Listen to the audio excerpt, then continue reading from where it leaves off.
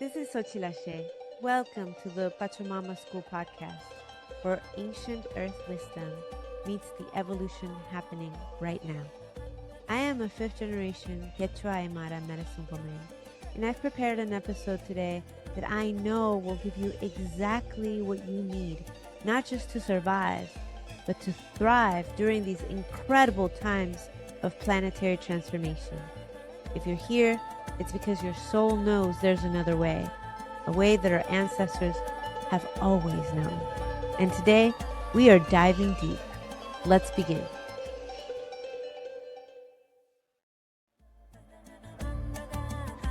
Hey, just a little note. When we were recording these podcast episodes, we thought that the name of this podcast was going to be Future Proof Earth. But as we sat down with spirit, with the earth, and with some medicine, we realized the real name of this podcast is Pachamama School. So enjoy this podcast. Just wanted you to know that the podcast has a new name. Love you.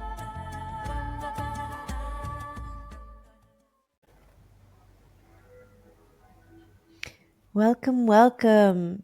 Wow, what a treat. We have beautiful guest today, and I want to introduce her. I'm going to introduce her in two ways. The first way I'm going to introduce her is through the incredible work that she has done for the past at least 30 years. But a second way that I want to introduce her is as an old friend. We go back, I feel like, in my 20s, which is crazy. And so this conversation that you are all about to witness is really a conversation between two old friends who have not seen each other for many, many years or spoken for many, many years and are now speaking when the world has completely changed. And so welcome to this conversation. I want to introduce Deborah Eden Toll. She is the founder of Mindful Living Revolution. She teaches the integration of compassionate awareness into every aspect of our lives, bridging personal and collective awakening in an age of global change. She is an engaged Buddhist teacher, spiritual activist, author, eco-dharma educator, and facilitator of The Work That Reconnects, a field created by Buddhist scholar and eco-philosopher Joanna Macy for transforming our love and pain for the world into compassionate action. Eden teaches Dharma intertwined with post-patriarchal thought and practices, resting upon a lived knowledge of our unity with a more than human world. She has practiced meditation for over 30 years and trained for 7.5 years as a Buddhist monk at the Zen Monastery Peace Center, a silent Zen monastery in the Sierra foothills. She's been teaching for over 25 years, and Eden has written 3 books in compassionate response to the ecological, social, and spiritual crisis of our time. Welcome, Eden. Thank you. I'm grateful to be here with you, old friend, at quite a wild moment in time for all of us. Yeah. Yeah. So I would really love to invite you to open sacred space in how you do, because these conversations to me are very sacred. And the intention of opening sacred space for those listeners that are maybe driving, just be present with your breath. But the intention of opening sacred space is so that you find medicine that is exactly for you, wisdom that is exactly for you through these moments that we are recording. Thank you, Eden. Thank you. So, wherever we are, wherever each person listening is, let's just take a moment to touch two foundational Zen teachings. First, dropping in together to beginner's mind, really acknowledging each moment as new, this moment as fresh, and making the choice to show up with curiosity and openness and allowing for the kind of deeper knowing that can come through these exchanges, which requires us to let go of what we think we know and to soften body and mind. And the second invitation, really bringing heart to how we take our seats right here, right now, giving the weight of our bodies to the ground below as a way of bowing to the earth, as a way of surrendering to the earth, a way of expressing our willingness to be here in a deep listening within and out that is non-extractive, that carries no agenda other than reverence and respect for life, the kind of deep embodied listening that comes through every cell of our body. And so just pausing together, friends, connecting with the breath,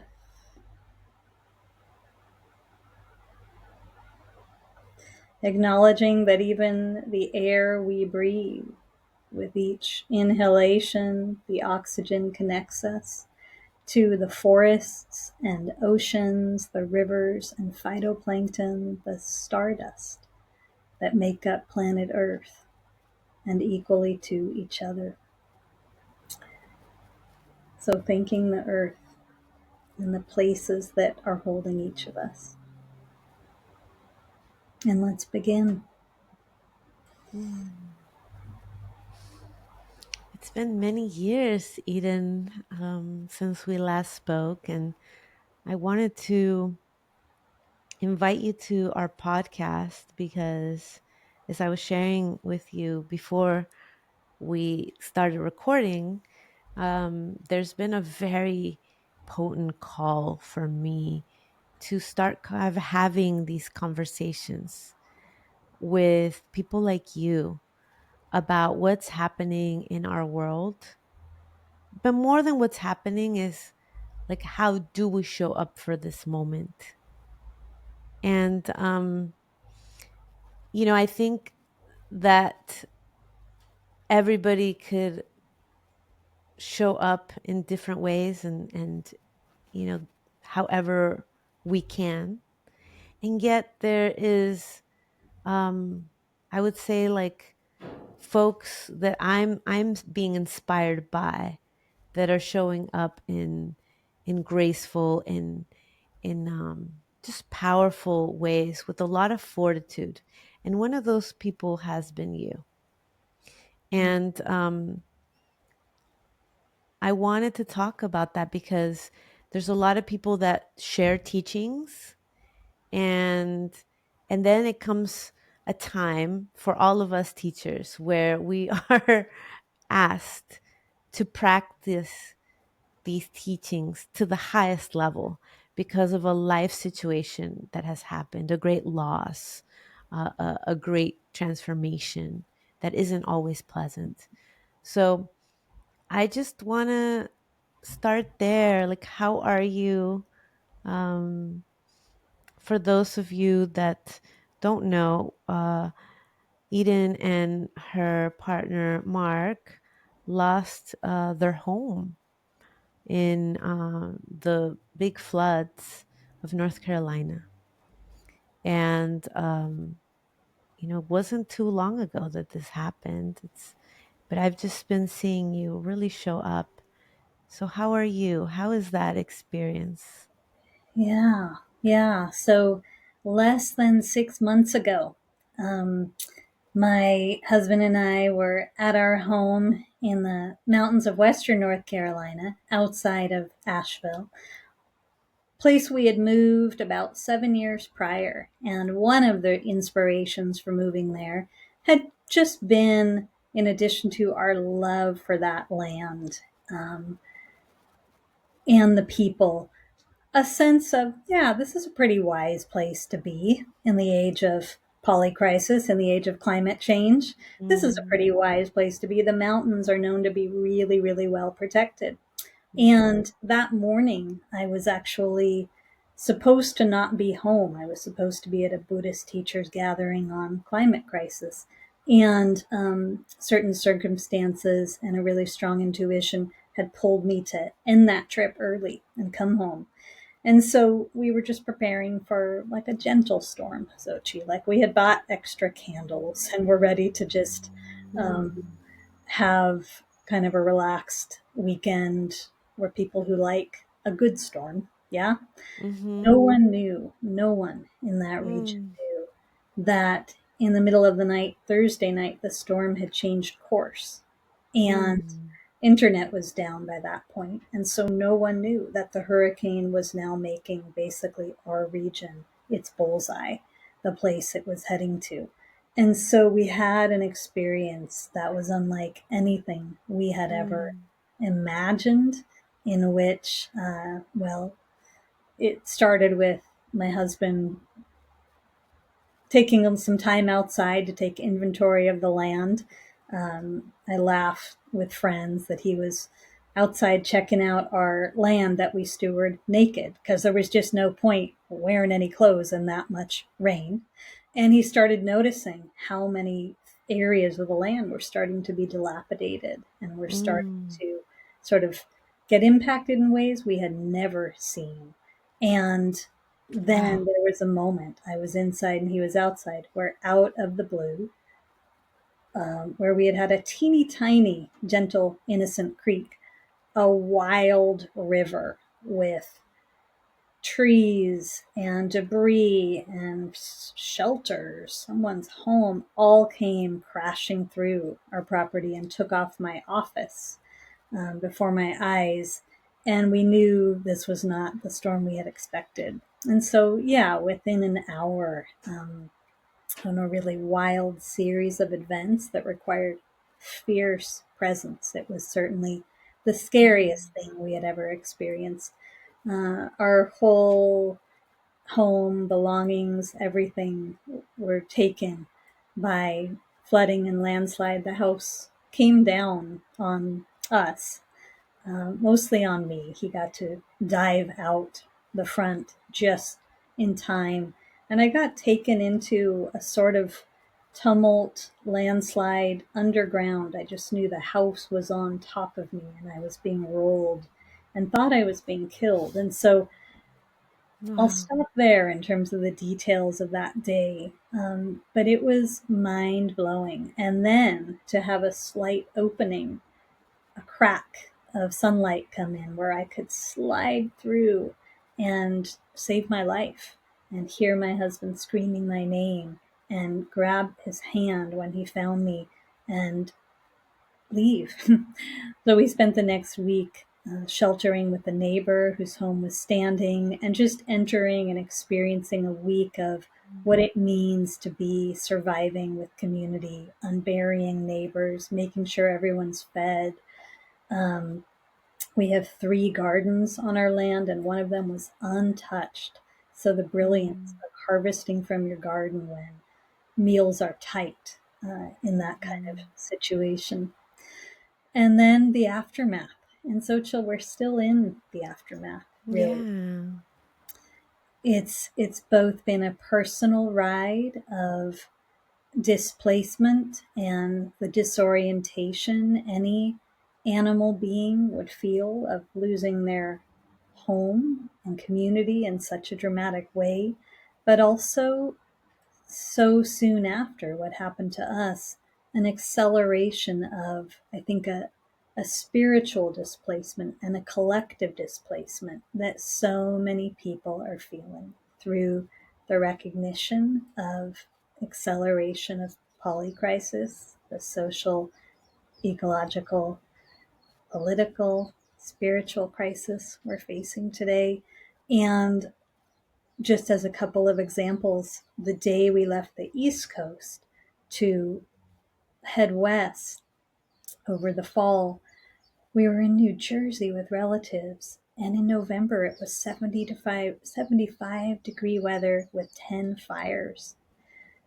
The day we left LA to come here to Hawaii, where we are so blessed that community is sheltering us this winter, we looked outside of our airplane window and witnessed the Palisades fire, Yeah. and which you've had direct experience of, and which so many of our loved ones, including family, lost homes. And we should also drop into the pot of this conversation the displacement that's occurred for so many people just through the disruptive and rapid changes in our country since January. So I'll pause there and I'll say I couldn't be more grateful Mm. for my practice, and I couldn't feel more certain in the power of a practice and the teachings of Dharma in an age of so much uncertainty. Yeah, yeah, Mm. yeah. Yeah, I just want to just take a moment to really honor your experience. I don't think that any picture or even video does justice, right? Because I did see, I shared your GoFund Mm, me, and I looked at the pictures and the videos, and of course my heart was like, oh my God, this is a big one. But there's no comparison to actually speaking to you and listening to the story of how it was for you. Like I yeah, really, yeah. I felt it, those moments. And well, one of the things that I appreciate also from your story is how community showed up in such a beautiful way. And to me, that was so heart healing as I was hearing your story and many stories of what was happening, because I believe that there's an agenda that wants us to believe that when there is crisis, we're all going to be like fending for ourselves and against each other. And then when it really happens in the real world, not just right an idea that we have of what could happen, what we see is actually that people do come together. What we see is the goodness of people's hearts. How do you want to share some of that with us? Happily, yeah, this is so important. I'll say, from my direct experience, uh, the hurricane brought as much devastation, and of course, the region is still devastated. It's still truly in recovery, as it brought awakening. And we witnessed and experienced a collective awakening through the hurricane, because the facade, the thin layer, many people are aware of, but they still sort of hold on to, or society rewards people for having this sort of thin overlay of the trance of separation, the illusion of distance between one and one's neighbor, just maybe a thin film sometimes over the always open heart that's not letting people tap into the real recognition of interbeing, that who and what we are is interbeing, that we are not separate. Like, community is a verb, it's a way of showing up. And what I Mm-hmm. witnessed in the aftermath was that thin overlay, that tiny facade, dissolved in everyone. It just dissolved. And people showed up with such generosity, such profound love, not just our neighbors and people in the region and Everyone from an 84-year-old man showing up with his tractor to rebuild the roads to Mm. people who were hiking in to help unbury those who did get buried in there by their houses. I got Mm. to escape. But also like strangers hiking in from, we lived in the mountains, so this is serious terrain, from Alabama and South Carolina and Vermont, and it was extraordinary. And the efforts continued. I heard so many stories from people in 3 states away coming down to deliver goods from their farms to a group in, I want to say, and I hope I'm not botching this, the Netherlands, delivering to the region wildflower seeds to replant and resow. Like it was just really extraordinary. And let's, keep it real and acknowledge that over time, one also hears some of those stories of some of the corruption that can come in terms of land buying and selling, or Mhm. but we heard so little of that compared to the benevolence.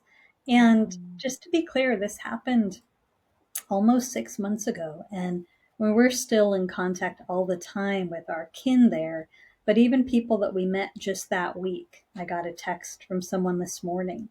We were never dear friends until that week going through this together, and we'll be friends for life. It changes people to go through Mhm. something real like that. And the point you made about there being certain forces in our world that want us to believe humans are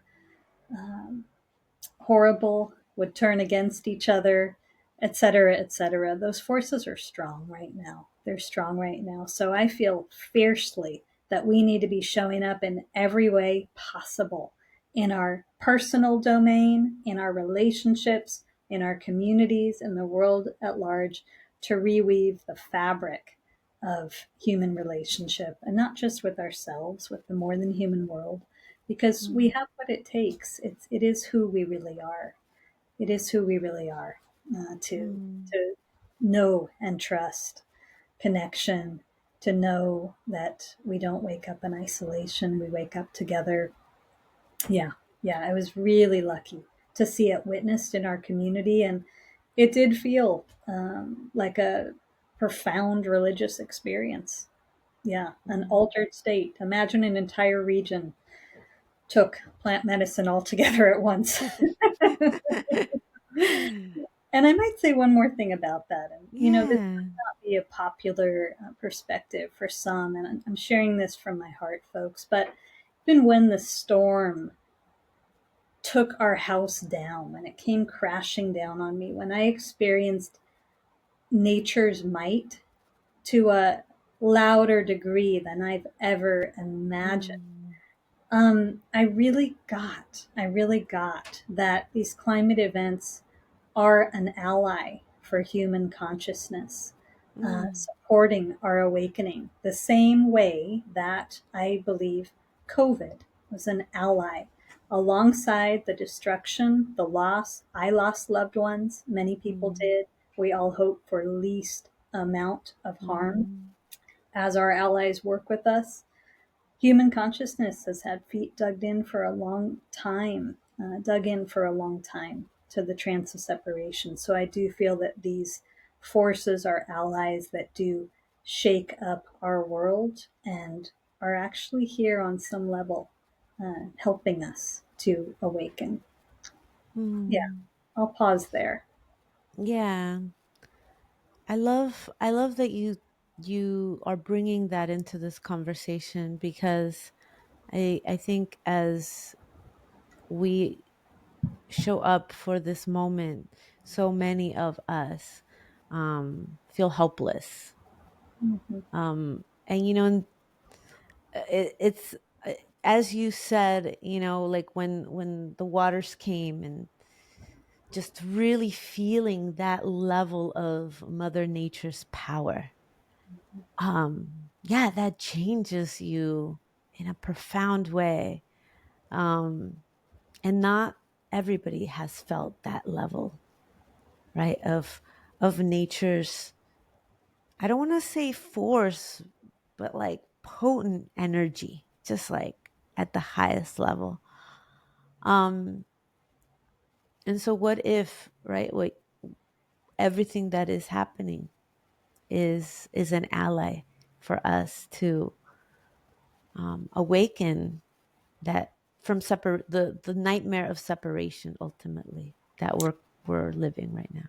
Yes, and not in any way to let an interpretation like that become a story that supports bypassing the pain, the intensity, the grief, right, of what we're all witnessing right Mm-hmm. now, but also just providing a little bit of a frame that I know that for me, I am very clear that the spiritual path is not a casual path. It takes everything you've got. It will call forth all of you. It will call forth that you're willing to lean into discomfort again and again and again, to metabolize the grief that comes through, to Mm-hmm. walk your talk, to really, really bear witness to the unfathomable in our world in order to bring it into uh, our hearts and to serve. And for me, the path really began when, as a young person at age 11, I found out one day out of the blue that my dad, who I was super close to, who was an extraordinary human, contemplative Christian, had 1 month left to live. And so the avalanche of impermanence hit my life then, and it's sort of been the fire under my belt since. Impermanence is something that a lot of people find that they want to resist for a while. They don't want to sort of believe is reality until they have to. And one gift from this time, if I may, and I know it's painful, I know there's been a lot of loss and there's a lot more loss to come, but at the same time, acknowledging the light and shadow in everything, that there's more awareness than ever right now of impermanence collectively, even things Mm. changing in this country that we thought could never change. That impermanence can be the instigator, right, of growth, of willingness, the place we find our willingness to go deeper, to really Mm. wake up. Does some of that land with you as well in your experience? Yeah. Yeah, well, I want to really appreciate you for speaking on the bypassing piece, Yeah. right? Because I think that part of our development as humans, and I've experienced this, witnessed this, is that we get to hold several concepts at the same time, right? Like we get to hold that. I remember one of my spiritual teachers, she said, and you know, many teachers of mine have said this, but like God lives in paradoxes, right? Yes. And so I remember one of my teachers, Edwin Gaines, and she said, uh, you have to see that when you come to this earth, um, you are here to make it better, but simultaneously, you have to understand that everything's perfect as is. Yes. Yes. And that, like, has constantly been my reminder since I heard that of like, okay, there's work to be done. Um, that's why we're here. And, you know, that work isn't always like hard work. Sometimes that work is like opening our hearts to more joy, opening our beings to more play, opening our uh, spirits to more connection, right? So that work isn't necessarily always, right, like shadowy. It can be also more light. But regardless, it's yeah, we're here to work, to make it a better place.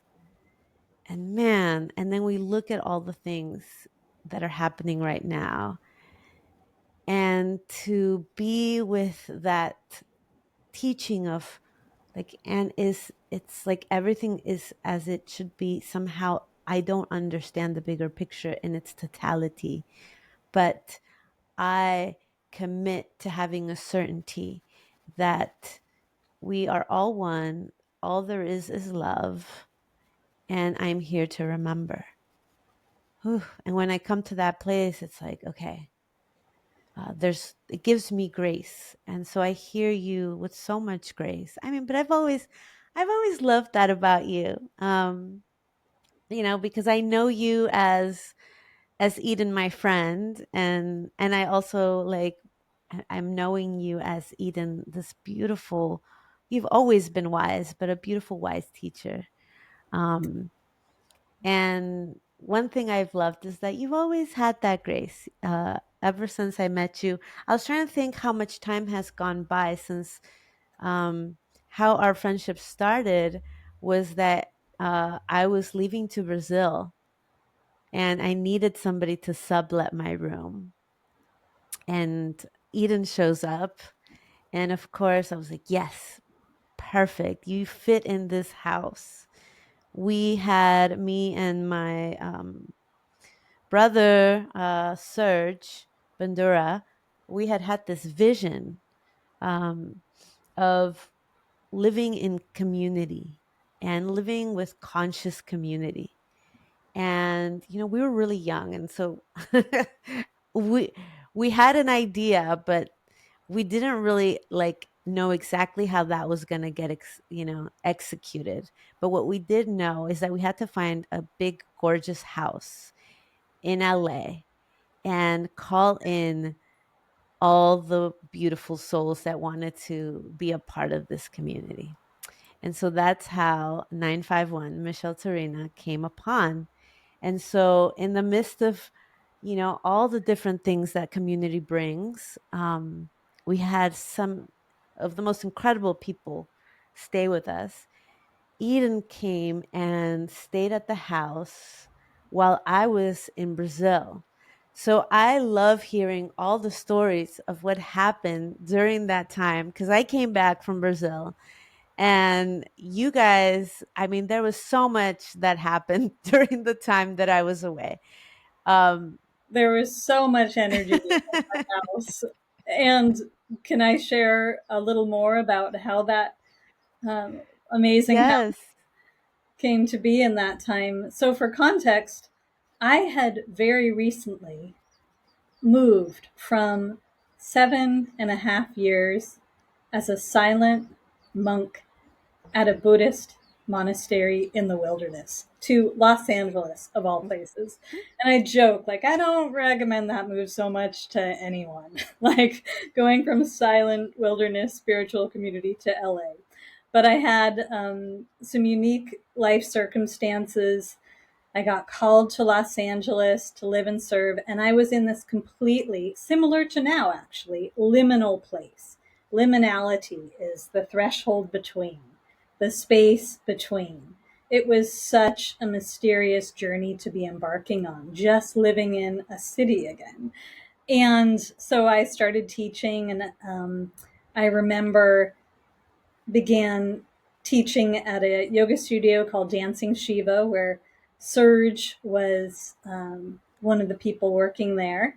And somehow I saw your ad and learned about this house. And it was literally the first time I had kind of reconnected to the social aspect of having a human life, which is second nature to most people. But I'd taken a step back from that for years. And I was like, what is this wild life calling forth in me right now? So I'm going to move in with these amazing folks. People were teaching their own form of yoga, of different spiritual practices. And it was such a beautiful experience of friends bonding deeply, the beauty of community, and yes, the messiness of community. And I had spent years engaged in community. That's been part of my life path. Even as a young person before living as a monk, I had lived in intentional communities for a number of years. Um, so community has been a continual thread. But for anyone listening who can relate, like you said, you come up with a vision, and it's simply going to be emergent and unknown what actually happens. And they're going to be learning curves, right? Yeah, I mean, I had never talked about that time in the way that I'm talking about it now. Um, but, that house was so uh important in my development as a human because I was clear when I moved to LA about, like, I want to live in a sanctuary with other people that are devoted to their spiritual practice. Yes. And I think I was 23 at the time, and not a lot of people around me had those kind of thoughts. Mm-hmm. Um, Not that, like, there weren't spiritual people, but I was like in the music scene of LA, and I wasn't fully like um teaching my ancestral wisdom yet, right? And so it was really beautiful to have that vision and everything that happened. I mean, what I love is that when I came back from Brazil, one of the people who was living in the guest house moved out. So, because I was so sad, everybody was like, Eden, she's so much fun. Like all the incredible things that you guys did, which we don't need to talk about here, because that would be a whole nother podcast. um, but I was so sad that I was like, man, Eden's going to leave because I'm coming back.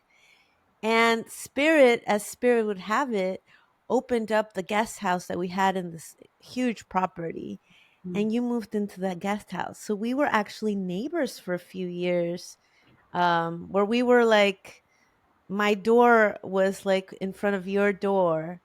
Um, and that Yeah, was really like quite beautiful. it really was. And I want to say two things about it. One, just as it relates to this moment in time, I don't think there is anything more important for humans beyond one's personal practice, minding, committing to a personal practice, than community, and really knowing what it takes to live in the reciprocity of community, the giving and receiving. I think Mhm. of authentic power instead of the kind of old school model of power over, which we're working to dismantle in our world, as Mhm. our ability to give and receive love moment by moment, to give and receive moment by moment. And that's not always comfortable, learning how to do that. But community, having containers for that learning is really, really important. So many of the friendships from that time have been deeply resourcing to me in this time when my husband and I have been displaced and navigating change. And the second thing I want to say is, community is our teacher.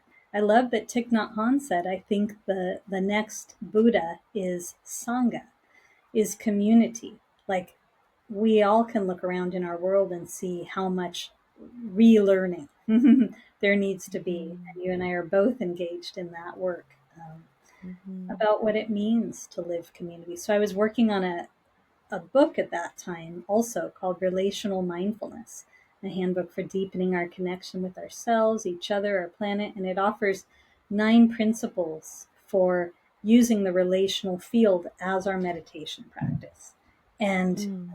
I love that book. I love the impact that book has had. And anyone listening who feels ignited by those questions, community as spiritual practice, there's some good medicine there.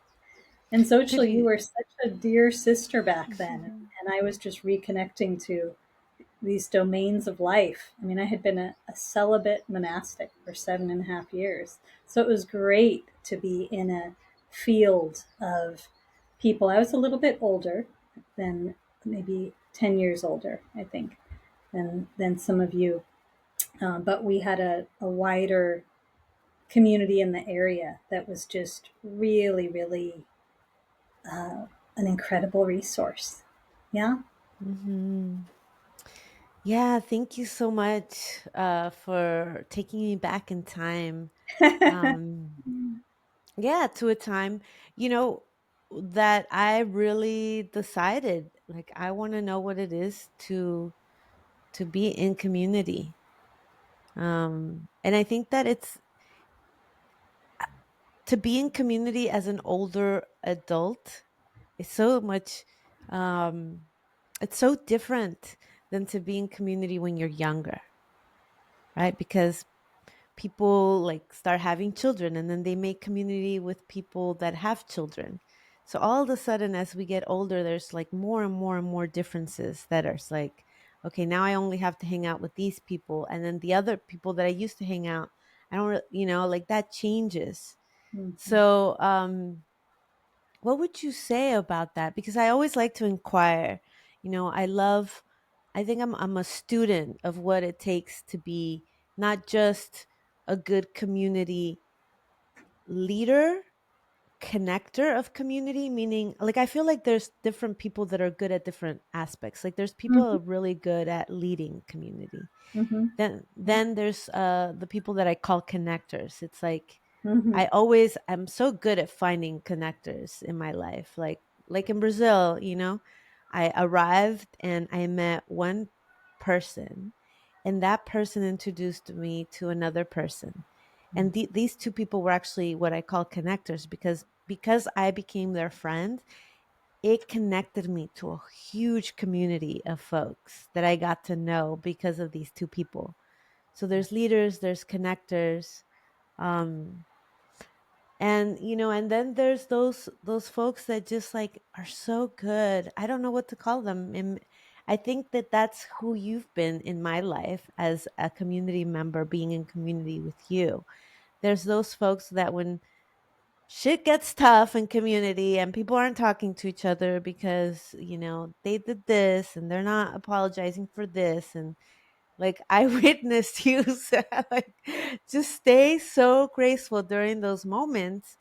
And not only that, but like you really supported me several times to like shift my perspective on things and um come back to that community love once again.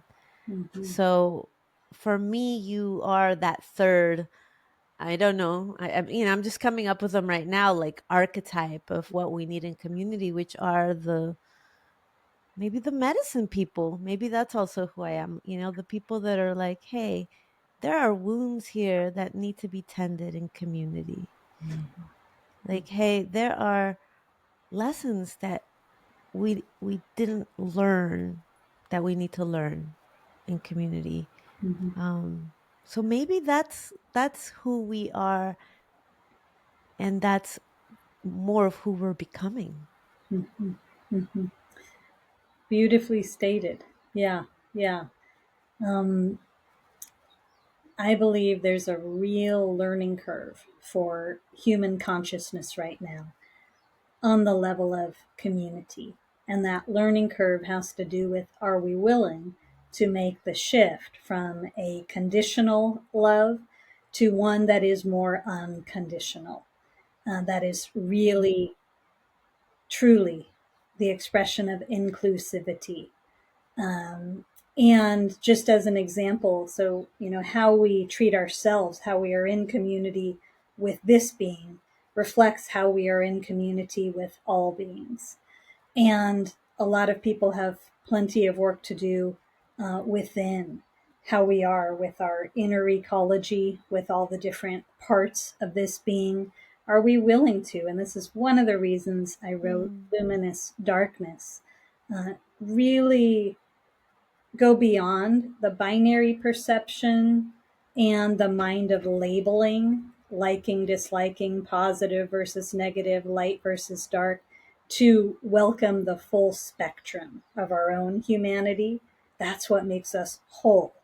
Um, and from that place, we can engage with community in a totally different way mm, because we're not distracted by the projections of like this, accept this, don't accept that. we just become the expression of acceptance and inclusivity that is not in any way passive. It actually makes us more radically and compassionately um, active as well.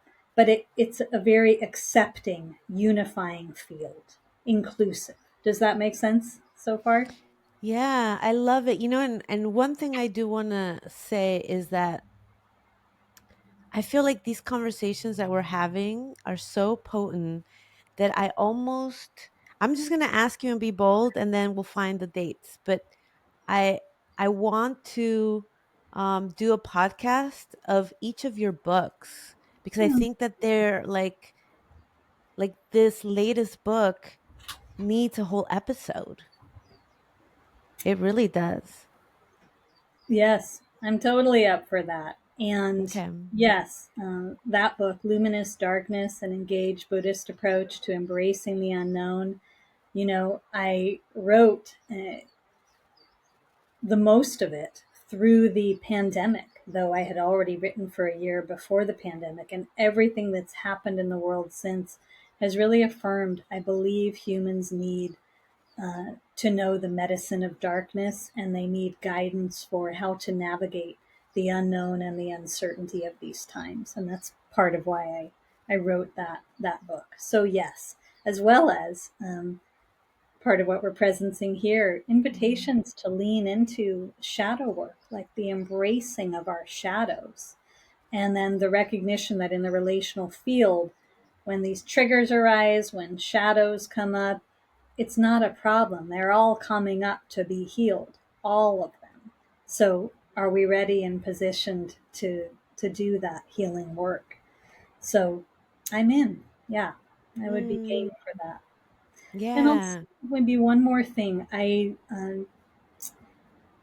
teach an embodied leadership and facilitation, and sometimes talk with people about just like the shape of a triangle, okay?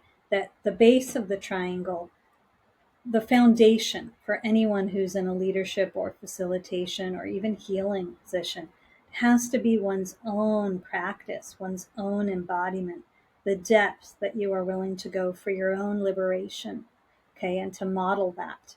And then the next piece of the triangle, the degree to which you are committed to healing relationships in your field. And that extends from the personal to the interpersonal to family to strangers, but like how we show up to the relational field. And only from that solid base, those 2 points, do we have this upper point, which is anything we might offer as leaders, anything we might offer as facilitators. It has to come from a strong base of personal and relational practice. Does that resonate with you as well? Yeah, I love it. Um, I think that for me, it's so interesting because I find that I have followed that practice. Um, and then what I also find is that sometimes, like I see you, it's been only 6 months. And so, um, like also like being in the middle of the messiness and showing us that process, like, ooh, like that is such good wisdom and medicine. So sometimes it's like you're not yet in the, or maybe it is that you're on the top triangle simultaneously as you are, like in all the triangles, like they can also happen simultaneously also, is what I'm noticing. Yes. And I just want to reframe. I want to make sure that with what I'm expressing, it's clear Mhm. that I am not ever, ever advocating for or presenting leader as someone who has already arrived, who has finished product. Rather, quite the opposite, who is living in transparency uh, Mm. about their own inner process. As a teacher, that means for life, I'm a student. As a teacher, that Mhm. means for life, I'm a student. And I think what's made teaching and leadership sustainable for me, and why it's part of the love of my life for this life, is that I disregard and help people to dismantle any of the notions and projections we have about the old model of leadership, as a leader is overly confident, strong, Mhm. presents in a certain way, again, is already there. I actually teach people leadership as showing up naked. The depth of the vulnerability and honesty and realness that we bring is our authentic power as leaders. So I'll share Mm. about any aspect of my life um, that could be helpful to people, and let people see me as I am, Eden, not sort of a facade of leader, and really encourage and hope we're all leaning in the direction of helping more and more people to embrace that kind of authentic leadership. Because number one, I think so many people are actually, who could be extraordinary leaders, feel stunted or held back by this old patriarchal model Yeah. that a leader is a certain kind of extroverted, charismatic, fully accomplished, already there person. And I also think what ignites change in humans is the kind of vulnerability that allows us to really transmit to and for one another from the softness of our hearts, and to learn Mm. from our mistakes as well as our gifts, and from our shadows. I love my shadows. I love them equally to my light, and to not hold fear towards the shadow or the unfinished. Yeah, anything come up for you around that?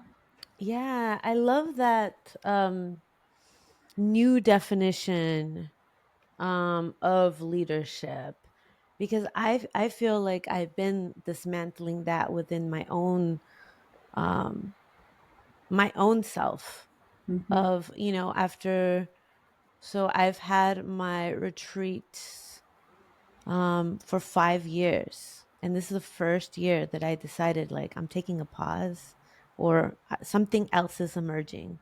Also, the podcast, it shifted names, um and burnt out I burnt out, and so this year is like a year of giving myself a lot of space to come back, to have that, really, it's like spaciousness to do my practices, right? Because it's like, as a teacher and a leader and a entrepreneur, right? Like, I have to play multiple roles. Mm-hmm. um I I worked so much that I didn't have that spaciousness, and as I've been dismantling, like, how did I get to that place of, like, building something that was so much from my heart and soul and vision, to deciding, like, I can't do this anymore as is, because I am burning, like, I'm over here tending, but I'm burning down, like, I'm burning up, like, there's not enough spaciousness for my own joy and playfulness, because there's so, like, it's been nonstop, I've been dismantling that, like, where is that program conditioning of, like, you know having to work that hard? Where is that conditioning of, being like the oldest in my family, and having to be a medical taker to my dad, and caretaker financially to, an older adult, that gets me to this place of, like, showing up, showing up, showing up. So I love this conversation, because as I'm dismantling the old ways of leadership, I'm calling in, like, understanding new ways, not just for myself, but I believe that as I call these new ways for myself, of, like, okay, what kind of leader do I want to be in my own life, in my own uh give, sharing of my gifts in my own business, like, how am I also in that self leadership, showing up for this moment on earth, which is like nothing that we have ever seen. I seriously feel the moment. I mean, so many indigenous traditions, including mine, have talked about this moment. And for so many years, we've looked at it as like somewhere in the future. And all of a sudden, it's like, no, no, no, it's the now, it's here. Um, so I would love, with the remainder of our precious time together, because I love you and it's Mm. so good to talk. So good to talk. What are some of the qualities of the new world leader, if we want to call it that? Before we continue with the rest of this episode, I'd like to take a moment to thank the sponsors of this podcast. This podcast is made possible by one of our sponsors, Microdosify. Their mission is to combat the global mental health crisis one person at a time through quality psychedelic education and community. They've just launched a new program called Microdosify Spaces, a community-led support group dedicated to helping you integrate your psychedelic experiences. And best of all, they are free. To learn more or sign up, visit the show notes. If you listen until the end of this episode, you will also receive a code to take 10% off anything in their shop. Stay tuned. Mm-hmm. Thank you. Yeah. And first, let's just acknowledge, I imagine many people listening can relate to what you shared about that kind of burnout. How did what began as a seed of intention from my heart lead to burnout? I'm sure many can relate, and also can relate to, these changes that we knew were going to occur. I think maybe we thought we had a little more time, another minute. And Yes. the great unraveling is one of the phrases one of my teachers, Joanna Macy, uses for this time. We could reference the Kali Yuga as well, but just how humbled, how sobering it is to recognize this is the time.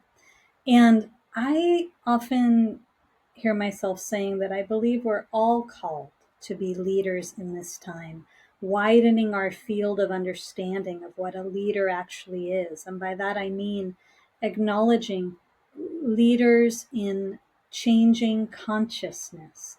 And at a very basic level, I think of a leader as someone who is willing to reclaim the authority of the heart, the shared heart, beyond the dogma and messages of the conditioned mind, the stories, the limiting narrative, the tiny pages, already scripted narrative people have fit themselves in that has been passed down through generations of disconnect from the earth, um, colonialism, imperialism, patriarchy, racism. Uh, we could go on and on. And that we're all called to be leaders in reclaiming, no longer believing the conditioned stories as reality, but reclaiming the authority of the heart. And in Zen Buddhism, my lineage, there's a precept I remember just loving as soon as it was introduced to me: not to tell lies, nor practice believing the fantasies of authority. And when that was introduced to me, I recognized, honesty, radical honesty, is not just about not telling lies. It's about seeing how much authority we've given to the conditioned mind and to collective conditioning. And so are we willing to deepen our listening? Because this has so much to do with deepening our listening, opening our awareness to the messages that are so much more subtle than the loud noises of conditioning, that access the still small voice within, that access messages from the more than human world, that access communion and conversation with the ancestors, that give us access to a wider field of communication. So this is a really long-winded answer. To first, Xochitl, touching the level of deep listening that I feel is a big part of the medicine for learning how to attune to the larger conversation of life so we can be of service instead of the tiny conversation inside one's own separate self illusion.